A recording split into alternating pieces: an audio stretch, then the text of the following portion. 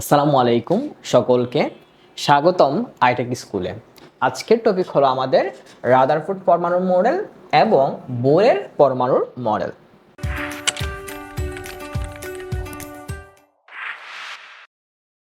First of all আমরা শুরু করি রাদারফোর্ড পরমাণুর মডেল। বিজ্ঞানী রাদারফোর্ড 1911 সালে তার পরীক্ষার ভিত্তি বা শূন্যপাত পরীক্ষার মাধ্যমে একটা মডেল প্রদান করেন, সেটা হচ্ছে কি রাদারফোর্ড পরমাণুর মডেল হিসেবে আমরা জানি। তিনি কি করেন, শূন্যপাত আলফা কণা কি করে শূন্যের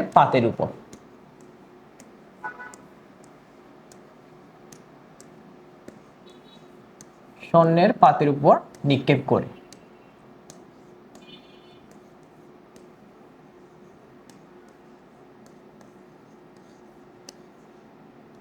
এবং আলফা কণাটা কি, আলফা কণাটা হলো আমাদের হিলিয়াম এর দ্বিধনাত্মক।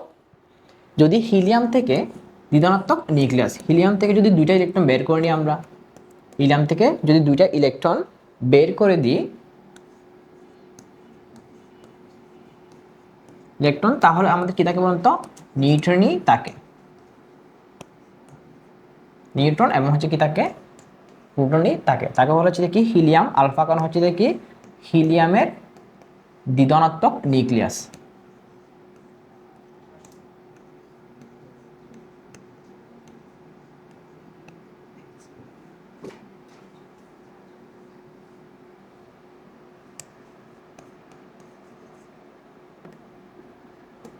দ্বিধনাত্মক নিউক্লিয়াস।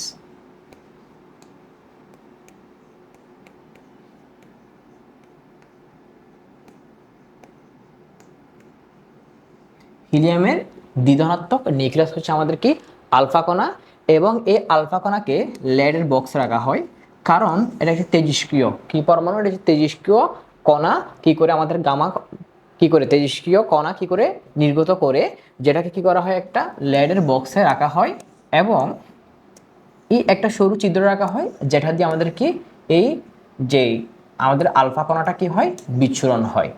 তো কেমনে হয়, প্রথমে বিজ্ঞানী রাদারফোর্ড কি করে একটা জিঙ্ক সালফাইটের আবরণী পর্দা নেয়। এটা হলো জিঙ্ক সালফাইটের পর্দা। জিঙ্ক সালফাইট কি করে অনুপ্রবাহ সৃষ্টি করে, যদি এখানে কিছু পড়ে তাহলে সে কি করে আলুর ছটকা তৈরি করে, অনুপ্রবাহ বলা হয় এটাকে।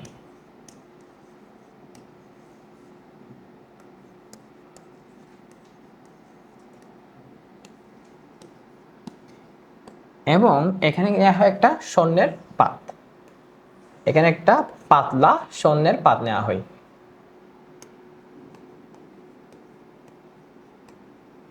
পাতলা স্বর্ণের পাত নেওয়া হয়। এদিকে আমাদের লেডের বক্স থেকে কি করা হয়, আলফা কণা বিচ্ছুরণ করা হয়। যখন আমাদের এই প্রসেসের মধ্যে যে আলফা কণা কি হয় বিচ্ছুরণ হয়, তখন অনেকগুলো আলফা কণা কি করে এই স্বর্ণের পাতটা ভেদ করে চলে যায় এবং 1000-এর মধ্যে 20,000-এর মধ্যে একটি 20,000-এর মধ্যে একটি কি করে ব্যাক করে চলে আসে, একটা ব্যাক করে চলে আসে এবং কিছু পরমাণু কি হয় এদিক আঁকাবাঁকা পথে যায়। কিন্তু বেশিরভাগ জিনিস কি করে এই পাতলা স্বর্ণের পাতকে ভেদ করে চলে যায়।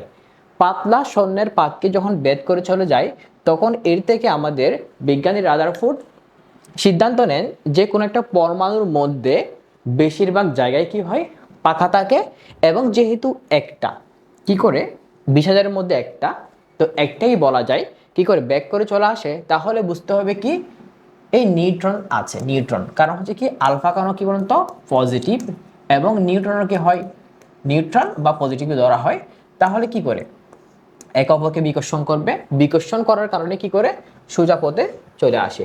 এর থেকে তিনি সিদ্ধান্ত নেন যে পরমাণুর নিউক্লিয়াসে কি থাকে, হচ্ছে যে অত্যন্ত ভারী কোনো একটা বস্তু থাকে, যার নাম তিনি বলতেছেন কি নিউট্রন। তাহলে আমরা তার সিদ্ধান্তগুলো আমরা দেখি কি কি আছে। পরমাণু, সকল পরমাণু কি থাকে অতিশয় ক্ষুদ্র কণা, কি থাকে অতিশয় ক্ষুদ্র কণা। এর দুটি অংশ রয়েছে, কেন্দ্র বা নিউক্লিয়াস, কেন্দ্র বা নিউক্লিয়াস যেখান থেকে আমাদের এই আলফা কণাটা ব্যাক করে চলে আসে, এবং সেকেন্ডটা কেন্দ্রের বহির্ভূত অঞ্চল, যে বাইরের অংশটা কেন্দ্রের ওইটা অধিকাংশ স্থানে কি থাকে, ফাঁকা থাকে, এবং নিউক্লিয়াস পরমাণুর কেন্দ্রে ধনাত্মক আধান বিশিষ্ট। তো হচ্ছে যে নিউক্লিয়াস যেটা পজিটিভ চার্জ, আলফা কোনো পজিটিভ, তো যে কি করে সেম ধর্ম বিশিষ্ট হওয়ার কারণে বিকর্ষণ করে চলে আসে, তাই বলতেছে কি পরমাণু কেন্দ্রে ধনাত্মক আদান বিশিষ্ট, একে নিউক্লিয়াস বলা হয়। এবং সমগ্র আয়তন পরমাণুর তুলনায় অতি ক্ষুদ্র। সমগ্র আয়তন কি করে পরমাণুর তুলনায় অত্যন্ত ক্ষুদ্র, কারণ নিউক্লিয়াসের আমাদের আয়তনটা। এবং বলতেছে বর, তো বর কোথায় থাকে বলছে নিউক্লিয়াসে পঞ্জীভূত থাকে। নিউক্লিয়াসে পঞ্জীভূত কেন থাকে, ধরেন যদি কোনো একটা ভারী বস্তুর সাথে অপর একটা ভারী বস্তু কি হয় সংঘর্ষে লিপ্ত হয়, তখনই তো ওই জিনিসটা ব্যাক করে। তো আমরা দেখতে পাইছি যে 20,000-এর মধ্যে একটা কি করে ব্যাক করে চলে আসে। দ্যাট মিনস তাহলে কোনো একটা ভারী বস্তুর সাথে সংঘর্ষে লিপ্ত হয়েছে সেন্টারে গিয়ে, ওইটাই হলো আমাদের নিউক্লিয়াস, যা পরমাণুর সমস্ত বর্কি তাকে পঞ্জীবিত থাকে। এবং নিউক্লিয়াসের বহির্ভাগ সৌরজগতের চারিদিকে ঘূর্ণায়মান গ্রহসমূহের মতো পরমাণুকে নিউক্লিয়াসের চারিদিকে ঘুরে, মানে ইলেকট্রন সমূহ আমাদের কি করে পরমাণুকে সৌরজগতের গ্রহগুলো যেমন ঘুরে তেমনি সেম ভাবে ঘুরে। ঋণাত্মক আধান বিশিষ্ট ইলেকট্রন নির্দিষ্ট ত্রিমাত্রিক কক্ষপথে সর্বদা ঘূর্ণায়মান। এই কারণে এই মডেলকে কি করে আমাদের সোলার সিস্টেম, যে আমাদের মিল্কি ওয়ে গ্যালাক্সি সোলার সিস্টেমের মতো কি করা হয়, কম্পেয়ার করছে বিজ্ঞানী রাদারফোর্ড। এবং চার্জের নিরপেক্ষতা, পরমাণু সামগ্রিকভাবে বিদ্যুৎ এবং চার্জ নিরপেক্ষ হয়, কারণ নিউক্লিয়াসে ধনাত্মক চার্জের সংখ্যা এবং নিউক্লিয়াসের বাইরে ঘূর্ণায়মান ইলেকট্রন সংখ্যা কি হয় বলুন তো, সমান হয়। ইলেকট্রন এবং নেগেটিভ ইলেকট্রন চার্জ বিশিষ্ট এবং হচ্ছে কি প্রোটন যেটা হচ্ছে পজিটিভ চার্জ বিশিষ্ট, এগুলো সমান হওয়ার কারণে আমাদের পরমাণু হয়ে যায় কি বলুন তো, নিরপেক্ষ হয়ে যায়। কি হয়ে যায়, পরমাণু নিরপেক্ষ হয়ে যায়। দেন আছে পরমাণুর স্থায়িত্ব, নিউক্লিয়াস ও ইলেকট্রনের মধ্যে কেন্দ্রমুখী স্থির বৈদ্যুতিক আকর্ষণ বল কি হওয়ার ফলে সৃষ্টি হয়, গুণনের ফলে সৃষ্টি হয়, এবং কেন্দ্র বিমুখী বলের মান সমান ও বিপরীতমুখী। যদি আমরা এটা দেখি একটু ভিজুয়ালাইজ করে,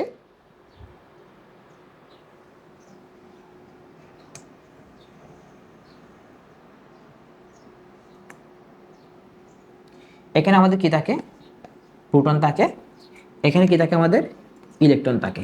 তো একে অপরকে কি করে বিকর্ষণ করে, এবং এটা এই পথে কি করে আমাদের একটা যায়, এদিকেই থাকে তার বলটা। দেখেন তো হচ্ছে যে কি হয় আমাদের যে দেখি সমান এবং কি হয় বিপরীতমুখী হয়। বিকর্ষণ বলটা কি হবে বলতো, সমান এবং বিপরীতমুখী, এবং এই বলটা কি বলতো কেন্দ্র বিমুখী। সমান এবং কেন্দ্রমুখী, কেন্দ্র বিমুখী। এরপর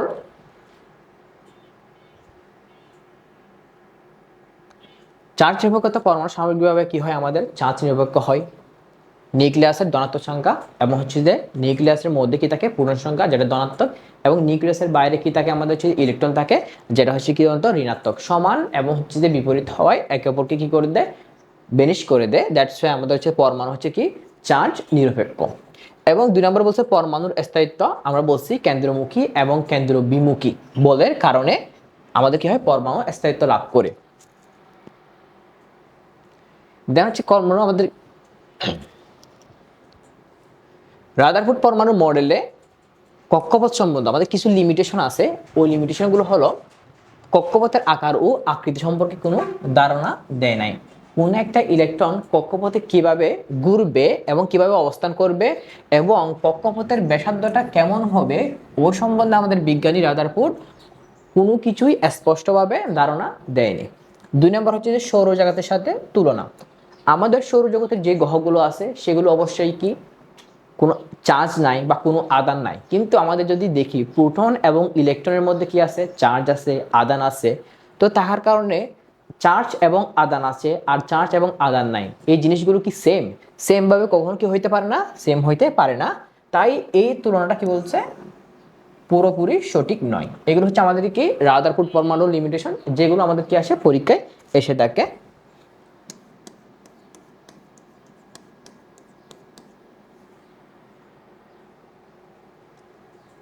একাধিক ইলেকট্রনের আচরণ ব্যাখ্যা করতে পারেনি। যদি কোনো একটা পরমাণুতে একাধিক ইলেকট্রন থাকে এবং সেটা কিভাবে অবস্থান করবে, কিভাবে বিহেভ করবে, ওইগুলো আমাদের এক্স্যাক্টলি কোন ধারণা পাই না যদি রাদারফোর্ড পরমাণুর মডেল আমরা দেখি। যেসব পরমাণুতে একাধিক ইলেকট্রন থাকে তারা কিভাবে নিউক্লিয়াসের চারদিকে ঘুরে এ বিষয়ে কোনো কি দেয় নাই, ব্যাখ্যা দেয় নাই। পরমাণুর স্থায়িত্ব ব্যাখ্যা করতে ব্যর্থ হয়, কারণ আমাদের হচ্ছে জেমস ক্লার্ক ম্যাক্সওয়েলের তত্ত্ব অনুসারে ঘূর্ণায়মান ইলেকট্রনের ক্রমাগত কি হবে, শক্তি হারাবে। বলতে গেলে এটা যদি আমাদের কি থাকে,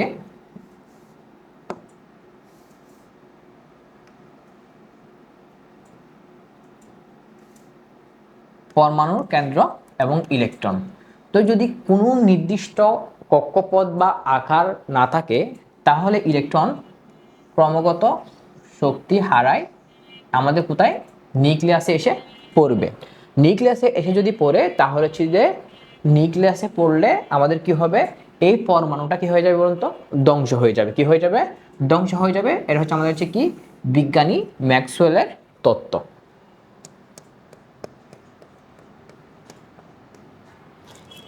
এরপর আমরা দেখব বোর পরমাণুর মডেল। বিজ্ঞানী বোর 1913 সালে কি করেন, রাদারফোর্ড পরমাণুর মডেলকে সংশোধন করে একটা মডেল প্রদান করেন এবং এই মডেলে আমাদের হচ্ছে নির্দিষ্ট কক্ষপথ বা কক্ষপথের আকার আকৃতি সম্বন্ধে কিছু ধারণা আমরা পাই। তিনি বলতেছেন ইচ্ছামতো ইলেকট্রনগুলো মানে কক্ষপথে ঘুরতে পারবে না, কোনো একটা নির্দিষ্ট এবং সিকোয়েন্স ওয়েতে ঘুরতে হবে। দেন শুধু নির্দিষ্ট ব্যাসার্ধের বৃত্তাকার কক্ষপথে ঘুরবে। এখানে বলেছে নির্দিষ্ট ব্যাসার্ধের বৃত্তাকার কক্ষপথে ঘুরবে এবং এই কক্ষপথগুলোকে বলা হয় প্রধান শক্তি স্তর। কি বলা হয়, প্রধান শক্তি স্তর বা এনার্জি লেভেল, এবং শেল এবং অরবিট।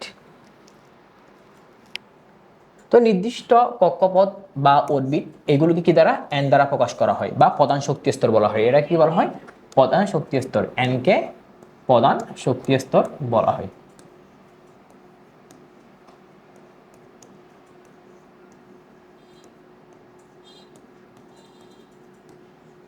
এন কে প্রধান শক্তি স্তর বলা হয়। যেমন আমরা জানাচ্ছি যে কি কে, এল, এম, এন।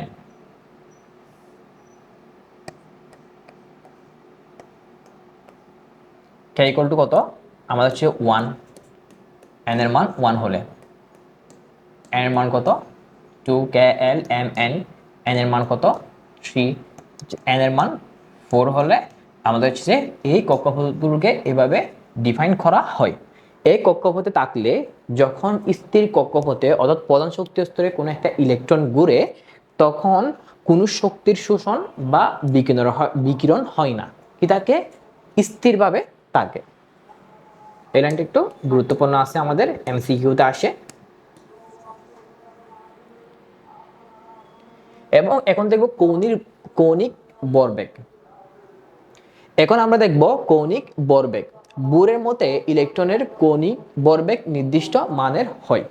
তো কৌণিক ভরবেগের একটা সূত্র আছে আমাদের বইয়ে, সেটা হলো আমাদের M V R equal to N H divide by 2 pi. তো এম হলো ইলেকট্রনের ভর, এম হলো ইলেকট্রনের ভর, বি হচ্ছে কক্ষপথের ব্যাসার্ধ,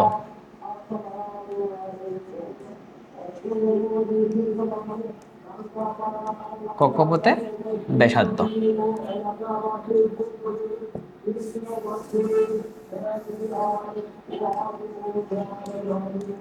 M V R equal to N H divide by 2 pi. এটা হচ্ছে কি কৌণিক ভরবেগের সূত্র। এম হচ্ছে ইলেকট্রনের ভর, বি হচ্ছে ইলেকট্রনের বেগ, আর হচ্ছে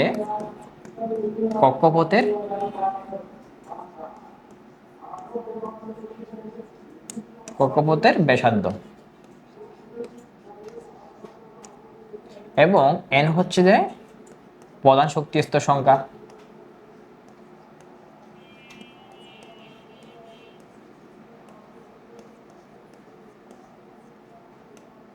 এবং আমাদের হচ্ছে এইচ হচ্ছে প্লাঙ্কের ধ্রুবক।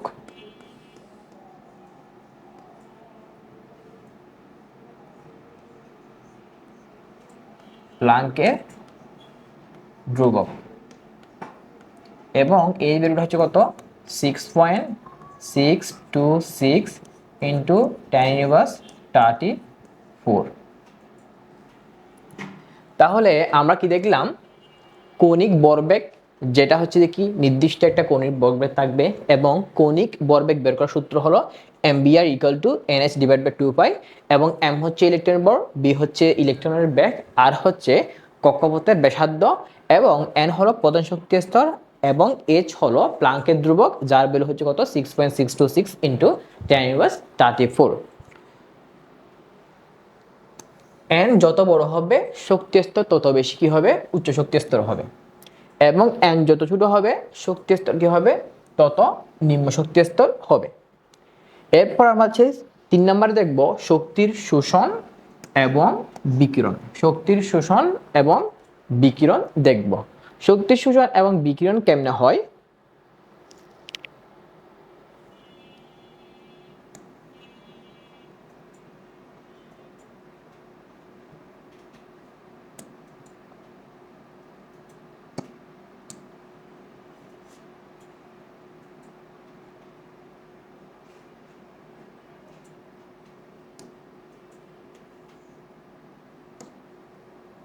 শক্তি শোষণ এবং বিকিরণ কেমনে হয়, যখন ইলেকট্রন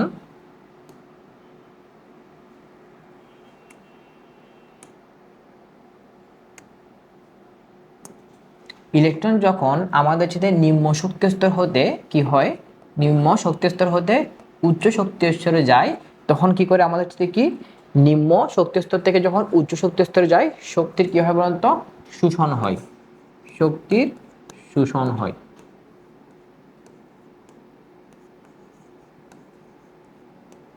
আর যখন ইলেকট্রন আমাদের উচ্চ শক্তি স্তর থেকে নিম্ন শক্তি স্তরে নেমে আসে, শক্তির বিকিরণ হয়।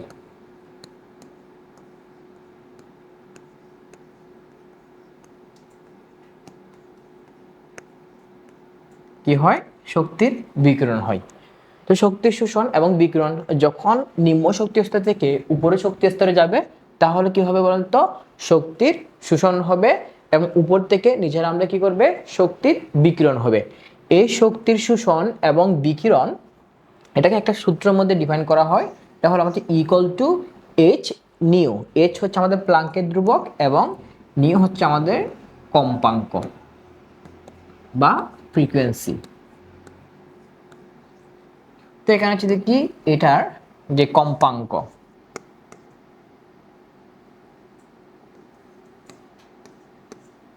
এভাবে লেখা যায়, কারণ আমার হচ্ছে কি সি, আর আমরা জানি বি ইকুয়াল টু এফ ল্যাম্বটা, এখানে এফ এর জায়গায় লেখা হয়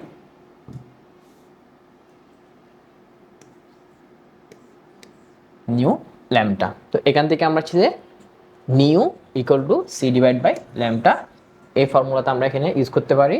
ইকুয়াল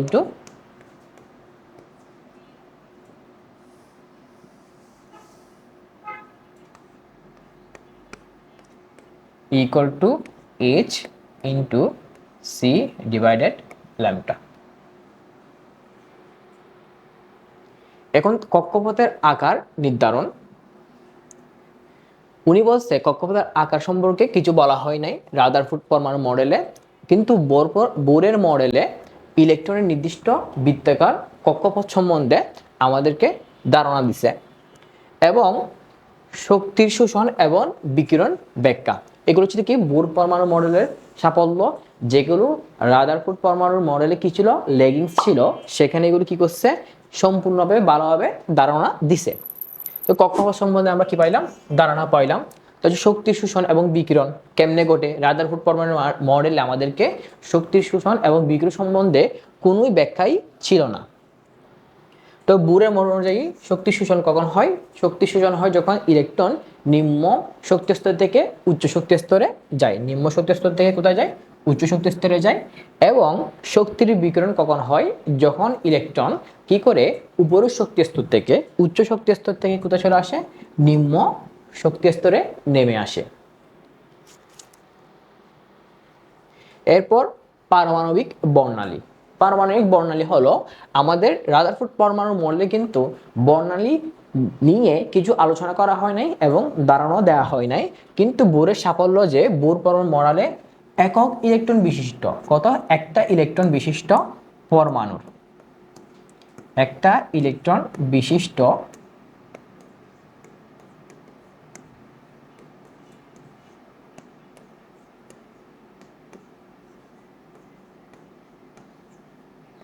একটা ইলেকট্রন বিশিষ্ট পরমাণুর বন্ধনের ব্যাখ্যা আমরা বোর পরমাণুর মডেল থেকে পাই।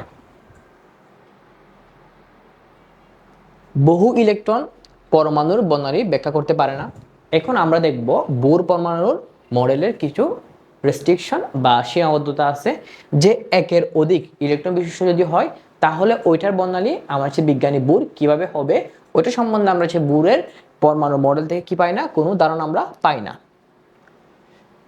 স্পেকট্রামের লাইনের সূক্ষ্ম গঠন, তো স্পেকট্রাল লাইন সম্বন্ধে বলা আছে বা বর্ণালী সম্বন্ধে বলা আছে, কিন্তু ওই স্পেকট্রাল লাইনগুলো আরো সূক্ষ্ম সূক্ষ্ম লাইন ভিতরে পাওয়া যায়, ওইগুলো সম্বন্ধে আমরা কি হয় বোর পরমাণুর মডেলে কোনো আমরা ধারণা পাই না।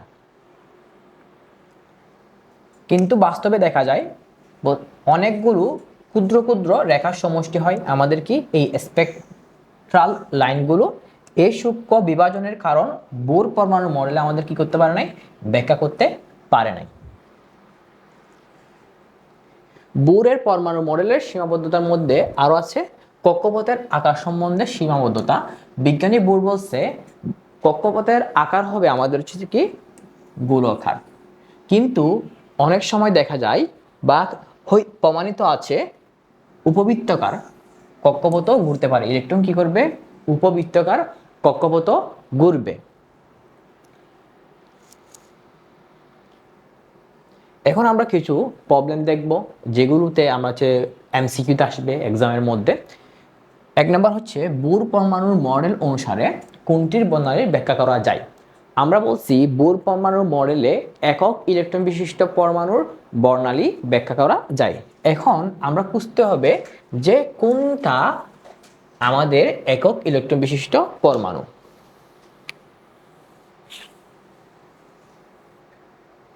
হিলিয়ামের ইলেকট্রন সংখ্যা কত, এটা হচ্ছে কত 4 2। লিথিয়াম কত, ইলেকট্রন সংখ্যা হচ্ছে কি 3। আর লিথিয়াম প্লাস 3টা ইলেকট্রন, প্লাস মানে কি বলছিলাম একটা মাইনাস, তাহলে কয়টা 2টা ইলেকট্রন। এবং হিলিয়াম প্লাস, তো হিলিয়ামের 2টা ইলেকট্রন, প্লাস মানে কত, প্লাস মানে একটা মাইনাস, তাহলে আমাদের কি হবে এটা 1। তো একক ইলেকট্রন বিশিষ্ট পরমাণু এখানে আমরা কোনটা পাইলাম, হিলিয়াম প্লাস, তাহলে এটার বর্ণালী আমরা কি করতে পারবো, ব্যাখ্যা করতে পারবো। দেন পরমাণুতে বর্ণালী সৃষ্টি হয় কেন, পরমাণুতে বর্ণালী সৃষ্টি হয় যখন ইলেকট্রন শক্তির শোষণ এবং বিকিরণ ঘটে। কখন ঘটবে, যখন ইলেকট্রন নিম্ন শক্তি স্তর থেকে উচ্চ শক্তি স্তরে যাবে তাহলে শক্তির কি ঘটবে, শোষণ ঘটবে, এবং উপরের শক্তি স্তর থেকে যখন নিম্ন শক্তি স্তরে নেমে আসে তখন কি হয় ইলেকট্রনের, তখন কি হয় শক্তির শোষণ হয় না, তখন কি হয় বিকিরণ হয়।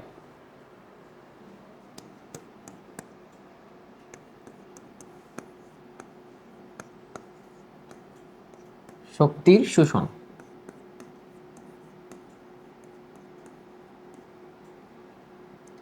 নিম্ন শক্তি স্তর থেকে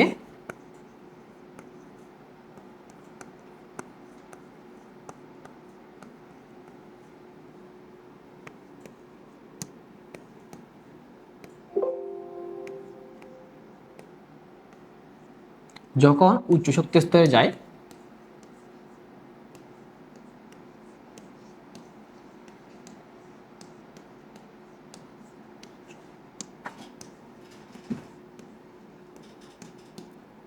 এবং শক্তির বিকিরণ কখন হয়,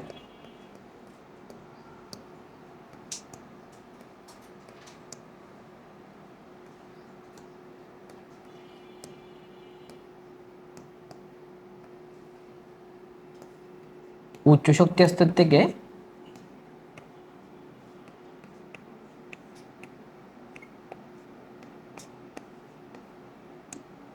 নিম্ন শক্তি স্তরে আসলে।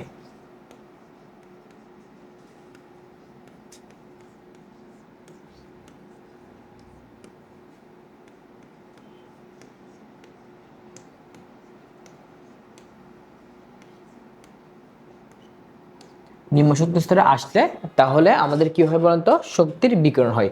এই শক্তির শোষণ এবং বিকিরণের কারণে আমাদের কি হয়, পরমাণুর কি হয়, বর্ণালী সৃষ্টি হয়। যদি তোমরা আমাদের প্রাইভেট কেয়ার ব্যাচে যুক্ত হতে চাও তাহলে আমাদের ওয়েবসাইটে গিয়ে নির্দিষ্ট পরিমাণ ফি প্রদান করে আমাদের সাথে যুক্ত হও। আসসালামু আলাইকুম।